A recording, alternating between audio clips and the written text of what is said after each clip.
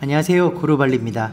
한 달 정도 새로운 영상이 안 올라갔었는데요. 사실 저희 식구가 돌아가면서 좀 아팠습니다. 코로나가 아닌가 싶어 검사도 해봤는데 다행히 음성으로 나왔습니다. 이 감기 증상뿐만 아니라 허리도 그렇고 위장도 그렇고 요즘 제가 몸이 전 같지 않나 봅니다. 아무튼 오랜만에 올리는 영상은 발리 현재 코로나 상황 업데이트 영상입니다.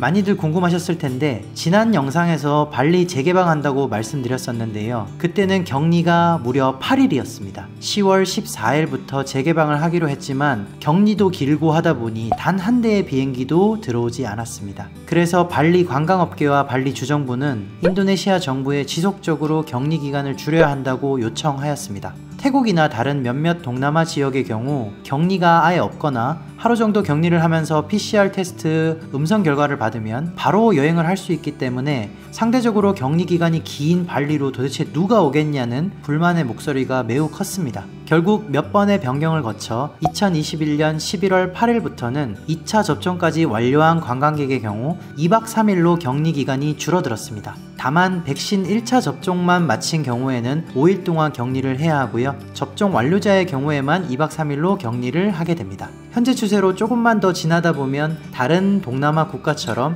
격리 자체가 없어지는 게 아닐까 하고 기대해 봅니다. 하지만 아직 대한항공 그리고 가루다항공의 경우 인천 발리 직항은 여전히 운항되고 있지 않으며 한국신문 기사에 따르면 대한항공의 경우 격리가 없는 지역을 우선적으로 운행할 계획이기 때문에 발리는 아직 계획에 없다고 합니다. 고로 격리가 없어져야만 발리로 직항 운행이 가능하겠다라는 걸 예상해 볼 수 있습니다. 그리고 최근 또 하나의 큰 변화 중에 하나는 2021년 11월 1일부터 인도네시아에서 한국으로 입국하시는 백신 접종 완료자의 경우 격리 면제가 시행이 됐습니다. 한국인뿐만 아니라 비자가 있는 외국인의 경우도 해당이 되는데요. 영사민원24 홈페이지를 통해 온라인으로 격리 면제 신청이 가능하게 되었습니다.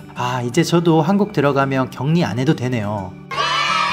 그리고 또 한 가지, 한국 신문 기사에서 인터파크 투어가 2022년 1월 말에 발리행 전세기를 띄울 수도 있다는 기사를 보았는데요. 그나마 희망적인 소식이 아닐까 생각이 됩니다. 이게 시작점이 되어 2022년부터는 인도네시아와 한국이 서로 자유롭게 여행할 수 있는 국가가 되길 바라봅니다.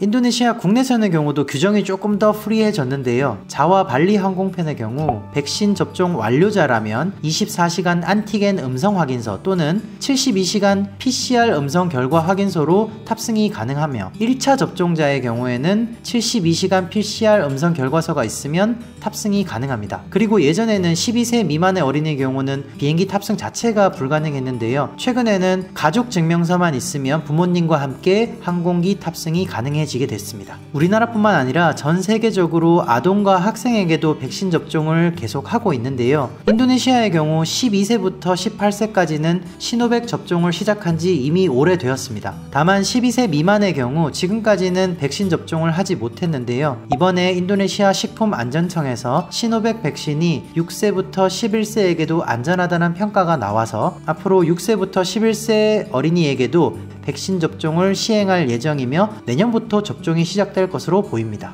개인적으로는 이 접종이 완료되면 저희 아이와 함께 격리 없이 한국에 들어가는 날이 빨리 왔으면 좋겠습니다. 왜냐하면 아직까지는 저희 부부는 격리 면제가 되지만 6세부터 18세까지의 어린이들은 백신 접종을 하지 못한 경우 한국에 들어가도 격리 면제가 안 되기 때문에 저희 아이만 따로 격리를 해야 되는 상황인데요. 그렇다고 아이 혼자 격리를 할 수는 없잖아요. 그래서 결국에는 한국에 들어가더라도 부모 중 한 명이 희생을 해야 되는 상황입니다. 그래서 시노백이든 뭐든 빨리 접종을 하는 게 더 좋을 수도 있을 것 같은 생각이 듭니다. 그리고 또 한 가지 희소식이 있는데요. 최근까지만 해도 인도네시아에서 PCR 검사를 받으려면 보통 한국 돈으로 8만원에서 10만원 상당의 비용이 들었는데 이번에 인도네시아 정부에서 PCR 검사 비용을 인하하라는 지시를 내렸고 그에 따라 현재는 PCR 검사 1회 검사 비용이 27만 5천 루피아로 조정되었습니다. 다만 좀 더 빠른 검사 결과를 받아보고 싶은 경우 급행 신청을 해야 되는데 4시간짜리 8시간짜리가 있어요. 있는데요. 이런 경우에는 추가 요금이 들어가고 있습니다. 여기서 여러분들에게 한 가지 강조하고 싶은 중요한 정보는 발리에서 한국으로 입국하시고자 하는 경우 반드시 대한민국 대사관에서 지정한 병원의 PCR 검사 결과서를 가지고 타야 하는데요. 발리의 경우에는 선셋로드에 있는 실로암 병원에서 받은 PCR 검사 결과서만 유효하니까 꼭 참고하시기 바랍니다.